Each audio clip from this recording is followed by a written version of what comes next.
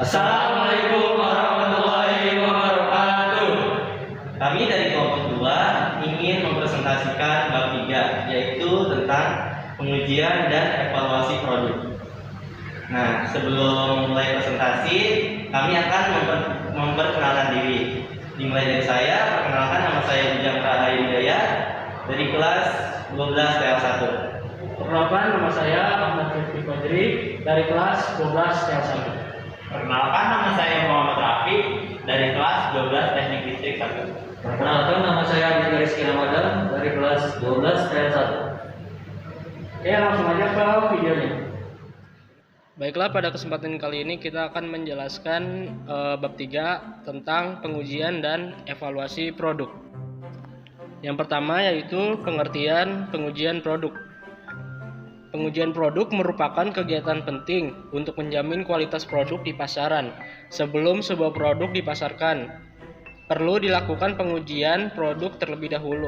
Pengujian produk dilakukan dengan pengukuran terhadap sifat dan kinerja produk tersebut sesuai standar tertentu. Proses pengukuran sifat atau kinerja suatu produk inilah yang disebut dengan pengujian produk. Jadi, pengujian produk adalah segala proses yang dilakukan oleh seorang peneliti, baik melalui pengukuran kinerja, keamanan, kualitas, dan kesesuaian produk terhadap standar yang telah ditetapkan. Bagi produsen, hasil pengujian produk berguna dalam persiapan dan untuk mendapatkan hak paten atas produknya. Selain itu, pengujian produk dapat digunakan sebagai persyaratan dalam meluncurkan produk baru. Data hasil pengujian produk dapat digunakan sebagai rujukan yang tepat agar mendapatkan lisensi untuk proses produksi dan penjualan. Lalu ada beberapa tujuan pengujian produk, yaitu yang pertama, memastikan produk tersebut telah memenuhi persyaratan, spesifikasi, regulasi, dan kontrak sesuai produk. Yang kedua, memastikan produk sudah berjalan dengan standar melalui pembuktian demonstrasi produk. Yang ketiga, menyediakan data standar bagi kepentingan ilmiah, teknik, dan kegiatan penjamin mutu. Yang keempat, menetapkan kesesuaian produk dengan penggunaan akhir. Yang kelima, sebagai dasar untuk komunikasi teknis suatu produk.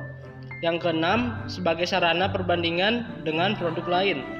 Yang ketujuh, sebagai bukti dalam proses hukum seperti pertanggungjawaban produk, hak paten, klaim produk, dan lain sebagainya. Yang terakhir, membantu memecahkan masalah yang terkait dengan kendala produk. Pihak yang berwenang dalam pengujian produk. A. Pemerintah. Peran pemerintah yaitu dengan mengeluarkan undang-undang yang mewajibkan produsen menjelaskan kegunaan produk dan menjamin keamanan produk. B. Perusahaan. Peran perusahaan dalam pengujian produk yaitu menyediakan produk dan layanan sesuai dengan industri. C. Organisasi konsumen. Peran organisasi konsumen yaitu sebagai perwakilan kepentingan konsumen kepada produsen dan pemerintah. Apa saja persyaratan pengujian produk? Ada beberapa persyaratan yang harus dipenuhi agar pengujian produk benar-benar akurat dan dapat diterapkan adalah sebagai berikut. A. Pendekatan sistem. Metode dan prosedur pengujian produk harus memiliki sistem yang standar sehingga setiap produk yang sejenis diuji dengan menggunakan cara yang sama. Termasuk dalam hal-hal berikut ini. 1. Produk yang disiapkan harus sama, baik kemasan dan penggunaan. 2. Kuesioner yang diajukan harus sama. 3. Rencana sampling yang sama.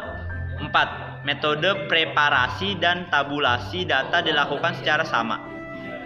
B. Data normatif.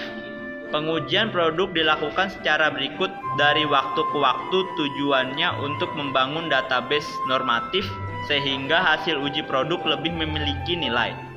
C. Perusahaan penelitian yang sama. Ada baiknya produsen menggunakan satu perusahaan riset untuk melakukan semua pengujian produknya. Hal ini merupakan satu-satunya cara untuk memastikan semua uji produk dilakukan dengan cara yang sama persis. D. Uji lingkungan nyata.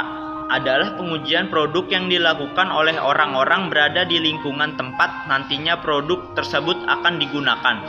Jika produk tersebut digunakan di kantor, maka produk tersebut harus diuji oleh orang-orang yang bekerja di kantor.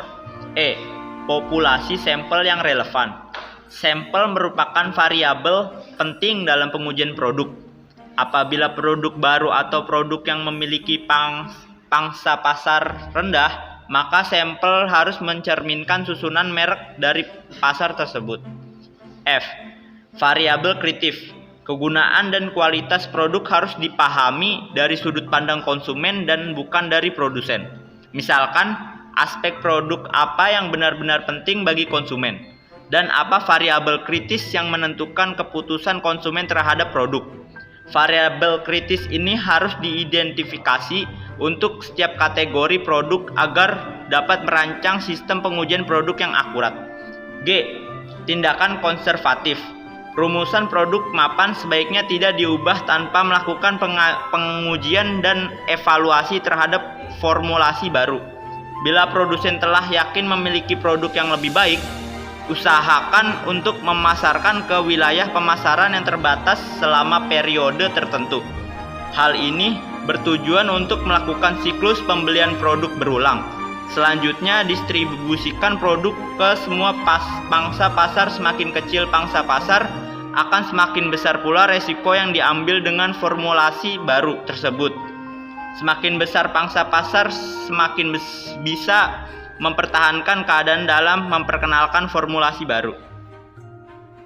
Standarisasi dan sertifikasi produk.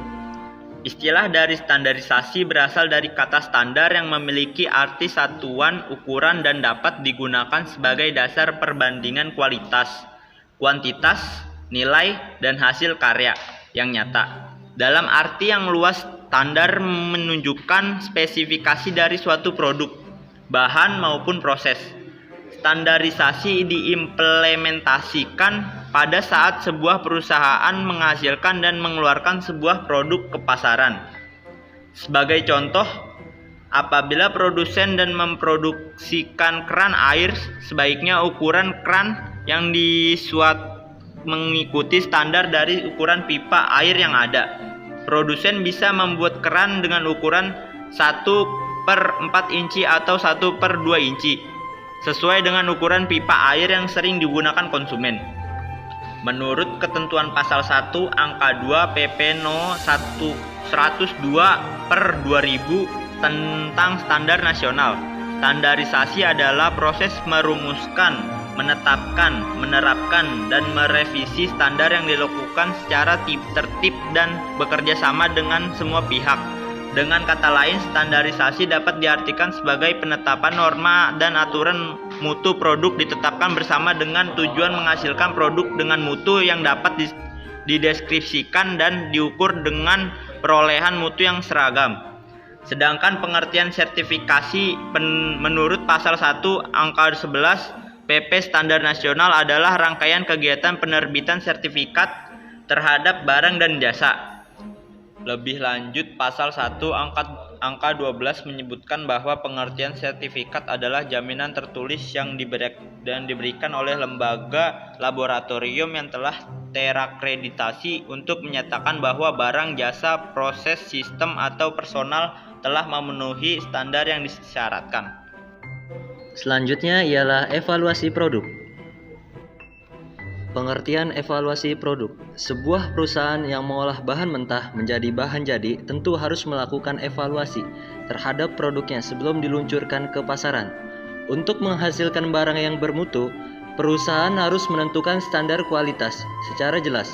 Pentingnya melakukan evaluasi produk agar perusahaan bisa memantau setiap kerusakan produk, kemudian dicari penyebabnya dan segera dilakukan perbaikan. Evaluasi produk adalah evaluasi yang diarahkan untuk melihat hasil program yang akan dicapai sebagai dasar untuk menentukan keputusan akhir diperbaiki, dimodifikasi, ditingkatkan, atau dihentikan. Penentuan kualitas produk. Kualitas produk pesaing. Minimal perusahaan menghasilkan produk dengan kualitas yang sama dengan pesaing bahkan sedapat mungkin lebih baik dari produk pesaing. B. Manfaat akhir pada produk. Apakah produk tersebut sebagai produk akhir atau produk perantara untuk diproduksi lebih lanjut? C. Keseimbangan antar harga dan kualitas. Perusahaan harus menyesuaikan harga jual dengan kualitas produk. Konsumen tidak akan segan membeli dengan harga tinggi bila kualitas dari produk yang dibelinya memang terjamin atau berkualitas super. Selanjutnya, pengendalian kualitas produk. A. Pendekatan masukan. Kualitas suatu produk akhir sangat ditentukan oleh kualitas masukan input produksi, baik bahan baku atau pendukung, tenaga kerja maupun peralatan produksi yang digunakan. B. Pendekatan proses. Pendekatan ini dilakukan melalui pengendalian yang ketat terhadap standar proses produksi yang dijalankan.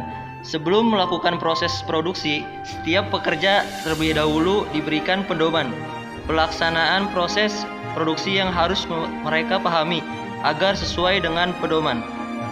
C. Pendekatan keluaran. Pendekatan ini dilakukan dengan melihat kesesuaian produk akhir dengan pesanan atau standar yang telah ditetapkan, yaitu dengan melihat dan memeriksa sampel produk. Di samping itu, pengendalian dengan pendekatan ini juga dilakukan terhadap fasilitas penyimpangan produk akhir. Setiap produk akhir keluaran akan diperiksa untuk melihat kesesuaian dengan standar yang telah ditetapkan sebelumnya, yaitu yang disebut dengan sampel produk. Manfaat pengendalian kualitas. Tercapainya efisiensi dikarenakan tidak ada pemborosan bahan baku atau pendukung, waktu dan tenaga kerja.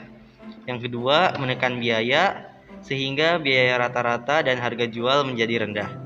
Yang ketiga, meningkatkan penjualan di samping karena harga jual relatif rendah, juga karena kualitas barang yang terjamin. Yang keempat, manfaat bagi konsumen adalah konsumen merasa puas karena memperoleh barang atau produk yang berkualitas dengan harga yang bersaing.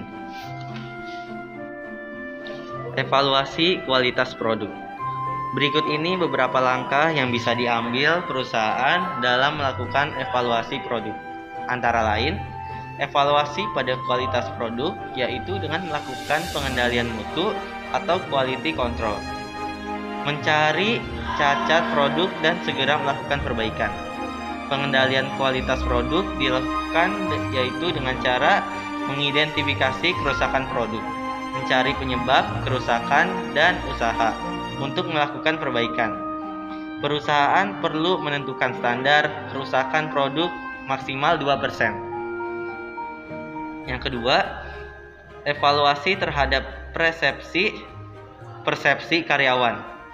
Mengevaluasi persepsi karyawan dan para manajer terhadap kualitas, juga mengevaluasi tingkat komitmen para karyawan dan manajer terhadap kualitas. Yang ketiga, evaluasi tingkat kerusakan produk. Evaluasi ini dilakukan untuk mencari penyebab terjadinya kerusakan, seperti kualitas bahan yang digunakan tidak sesuai dengan standar, keteledoran karyawan yang disebabkan kurangnya pengawasan atau mesin yang sudah tidak layak pakai. Sekian, terima kasih. Sekian dari kelompok kami. Wassalamualaikum warahmatullahi wabarakatuh.